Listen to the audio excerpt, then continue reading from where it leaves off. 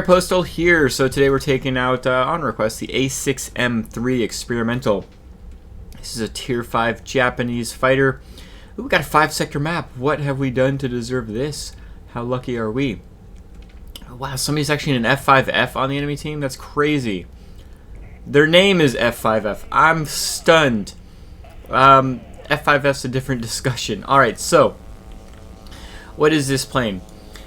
Well, it's basically an A6M2 with slightly, just ever so slightly worse maneuverability and ever so slightly worse airspeed. Okay. Well, why would somebody want that? Well, the reason it's got slightly worse maneuverability and slightly worse airspeed is because it has some unique cannons, shall we say. Unfortunately, I think all these planes are going to be much higher altitude than I can deal with. Yep. So, regretfully, I'm going to be completely useless here. Excuse me. So let's head to the center. We just wasted a bunch of time. Like all mid to low tier Japanese Zero fighters, really poor altitude performance, really poor overall airspeed. So you need to be prepared for that. Do not try to go to some ridiculous altitude. We've all ran into those pilots that were taking their A6M2 or A6M3 or whatever and trying to go way too high, and they were just kind of floating through space. Yeah, I'm not doing that. Ain't my first rodeo. However, that being said, you can see what these what the difference is suddenly, can't you? You have 30mm cannons on this plane, and they absolutely tear up enemy planes. Obviously, we want to not die to a hurricane. So let's not die to a hurricane first. Let's use our stellar maneuverability. Let's get behind him. 30, 30, 30, 30, done. Getting knocked out by an IL-2's rear gunner. That sounds about right for a Japanese fighter. Let's just, well, we're here, so we can't go anywhere else. We might as well just keep on sniping him with our cannons. These are really, really short-range 30mm cannons, but it doesn't really matter when you've got this kind of maneuverability. You can always get behind whoever you want to get behind. You can see I've knocked out tail, knocked out wings, knocked out engine, knocked out everything. Unfortunately, did not knock him out completely, but that is just a matter of time. There we go. So let's go ahead and I'm going to move over to the airbase on the far side. Fine, I'll go up. I've got my engine cooling going, so let's go ahead and take advantage of that. Knocked him out. He was on low enough health where I felt going head on was a smart idea. Doesn't mean it necessarily was, but it was a calculated risk, and I can calculate. So let's go ahead and see if we can't knock out this ground attacker that's in front of us. I am clicking here because I'm trying not to have my 30mm cannons overheat. It didn't really work, did it? Got my engine knocked out again. So obviously a very, very weak airframe. It's literally a glass cannon. You've got these incredibly hard-hitting, especially for the tier, hard-hitting cannons. And we are top tier. We are not defending at all. We are trying to attack sectors, and it's not really working. But we'll figure this out together. Let's try not to get blown up by this dude. And a head-on. There we go. Oh, I killed him too quickly. Wasn't that always a shame?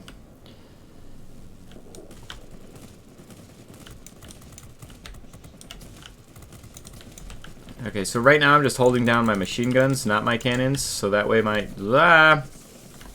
Okay, let's get our wing back in there, or tail, or whatever got knocked out back in there. We can outmaneuver everybody. Like, the only thing we can't outmaneuver is going to be the tech tree version of this plane, and that's not on the battlefield in this particular match. So you'll notice right now I'm just holding down my machine guns to let my cannons cool off. Ah, P-43, I hate you. You with your upgraded machine guns. I was holding down just my machine guns to allow my cannons to cool off. It was really the... As weak as the airframe can be on this plane, I can deal with that if I can balance out my cannons overheating. I couldn't balance out my cannons overheating in that particular engagement, and so I guess I'm gonna go to the center. I'd like to think we're gonna get that sector without my help. I'm trusting in the bots though. So my cannons have overheated, so I'm just firing my machine guns. Let the cannons cool off. Now fire them. There we go. Done. Let's head back to the center. We've got some bombers over there. Ooh, we're gonna lose our military base, aren't we? Yeah, probably. So let's head over there. I think what's going to happen is we're probably going to flip the mining facility, the missile base when they flip their missile base. And so, probably an even swap. I'm not going for a bomber. That would be just ridiculous in this plane. It is not meant for that kind of altitude. What we can do, though, is try to kill some ground attackers. That's right in our wheelhouse. We might be going to air supremacy here in just a second, which would be pretty cool. Pretty cool, not cool, I guess. I don't know. I don't know what I want anymore. Let's see if we can't kill this guy. Oh, good grief. Charlie Brown.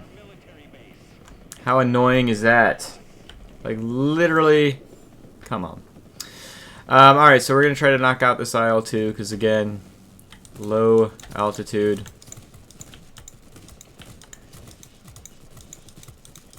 Just trying to get the 30s to connect. We'll let them cool off completely.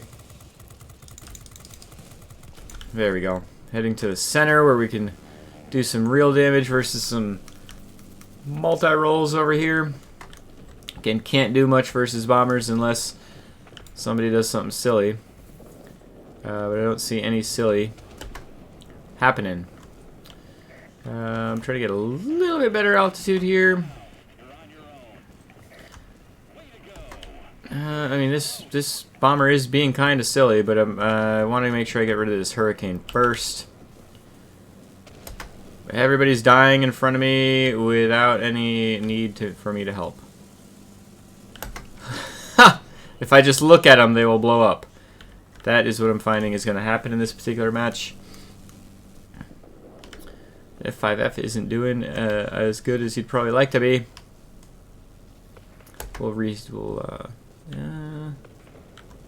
Yeah.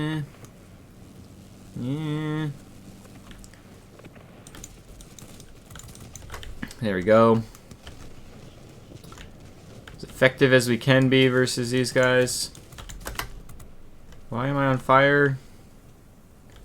That doesn't even make any sense. Try not to hit a radio tower, excuse me. Just the machine guns, just the machine guns, just the machine guns. Cannons, cannons, cannons, cannons. There we go. There's that F5F again. Is he like one of the last people on his team, I believe? He's going to die to that BF-109E, I'm quite sure of it. And so we've actually... Oh, we're out of time.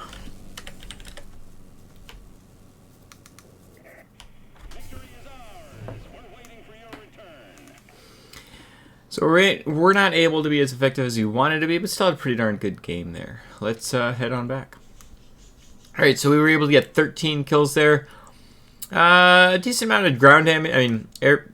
Yeah, you know what I mean. Damage to air targets, considering we were actually going for a lot of the ground attackers. And I find this plane to be pretty darn effective at going for those particular planes. The fact of the matter is, you've got these incredible 30mm cannons. Your gun armament rating is significantly higher. Oh, did I really not? Oh, good I am. Significantly higher than a lot of other Tier 5 planes, simply because you've got these two 30mm cannons doing all that work. Keep in mind, you have very, very short range on all your guns. 1,600 feet is your effective firing range, which is what, like, not even 500 meters? And so... pretty darn short range. You want to just make sure that you're paying attention to the actual range. I tend to wait until they're a little bit closer rather than having the 30mm cannons overheat. Really good teamwork with that BF-109E. He was staying up high, doing the high altitude things that a BF-109E should be doing, and allowing me to just focus on the low altitude. I should even say a good game to him. The low altitude things that this plane actually excels at. Putting the A6M3 experimental, and this goes for any of the A6Ms, or A7M, or A5M, A4M, putting them in a high altitude situation, you're asking for death. Even putting them in a medium altitude situation, you need to be ready to dive down and get to a low altitude. You lose so much of your airspeed and the majority of your maneuverability that you basically become ineffective when your plane is in too high of an altitude. So you definitely need to be mindful of that. Your maneuverability is your saving grace on this plane. You saw how weak the plane can be when it does take hits, and so you don't want to set yourself up for death by taking hits. Use your map awareness and use your maneuverability to avoid taking hits in the first place, and then you're going to do yourself as well as you possibly can. I really enjoy this plane, although I don't play it very often. You can see I've got it specialized. I still haven't specialized it, or I could specialize it, but I haven't specialized it yet. I've only got 3 marks on it. To me, because a lot of pilots' map awareness isn't as good as it could be at Tier 5, hope you read between the lines there, I don't feel like this plane even needs to be specialized to be incredibly effective. If I specialize this plane, however, I would adjust some of my equipment. So let's go over that really quick. So first and foremost, you want to make sure that you've got an improved sight on here, or just a sight, a collimator sight. The fact of the matter is you want your 30mm cannons to be hitting as often as possible, and so you really want to buff the accuracy of the planes. I've gone all in on maneuverability. The reason being is because you're never going to get a decent enough airspeed on this plane anyway, so why even waste your percentages? Keep in mind, equipment's based on percentage. You know, it's going to buff the airspeed by 8%, buff the turn time by 8%. Well, 8% of this crappy airspeed is going to be crap. 8% of this great maneuverability is going to be pretty darn good. And so that's why I've leaned in on the maneuverability and resigned myself to the airspeed, and we'll talk about how I overcome that in just a second. If I did specialize this plane, literally any of the items would be good. I think at Tier 5, Period 2, you can use gas-operated action and long gun barrels. Correct me if I'm wrong in the chat.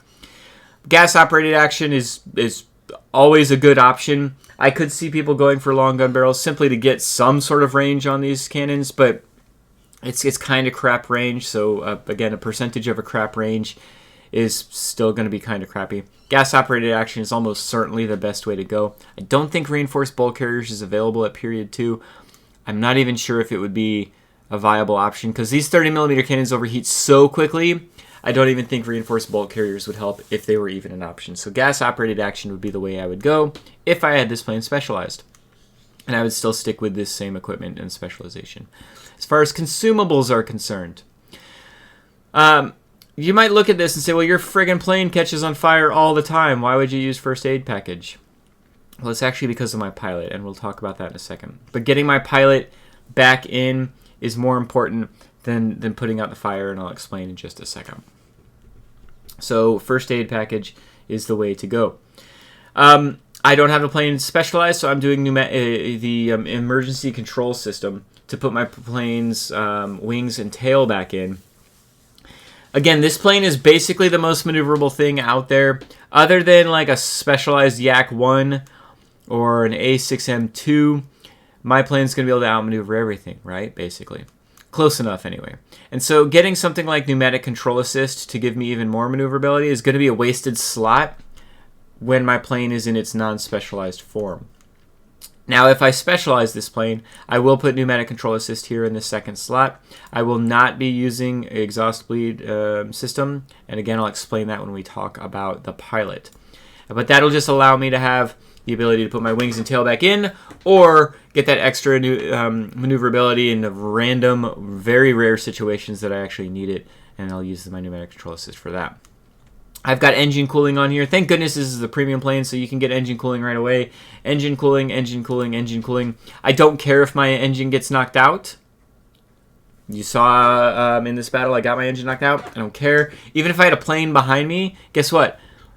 I can probably outmaneuver him anyway. I'm not even probably, I'm just in my head, I'm going to be able to outmaneuver that person anyway. I don't care if my engine's knocked out. I just don't. What I do care about is every minute and a half when I need to get from one sector to the next, having that extra 10 seconds worth of boost is incredibly helpful. And so engine cooling is the way to go for me. I've put universal ammo on here simply because it's 6,000 credits and I've got the credits to use for it. Even if I didn't have a premium account, even if I didn't have the credits I do, I'd still use the universal ammo just because it gives a little bit of an edge when your bullets actually do hit, and it's you're not going to lose credits typically by having universal ammo on your airplane. I was able to, just a side note, I was able to take advantage of World of Warplanes premium time buy. If you've got tokens, you can use 150 tokens to get 30 days of premium time. Heck, I could get another 30 days if I wanted to. And so I've been doing this recently. I'm earning credits because I am specializing planes. My higher tier planes that actually need it. And you know, that costs money. And so costs credits anyway. And so I've been trying to take advantage of that, and premium time is the best way to earn credits in my opinion. So last but not least that we want to talk about here is my pilot. So this is a premium plane, so you can put any pilot that you want in here, right? Well, that is true to an extent, but you need to put a pilot that has a firefighter skill.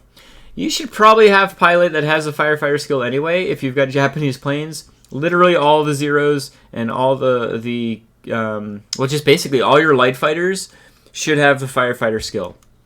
Whether it's the, let's take a quick look here. Whether it's the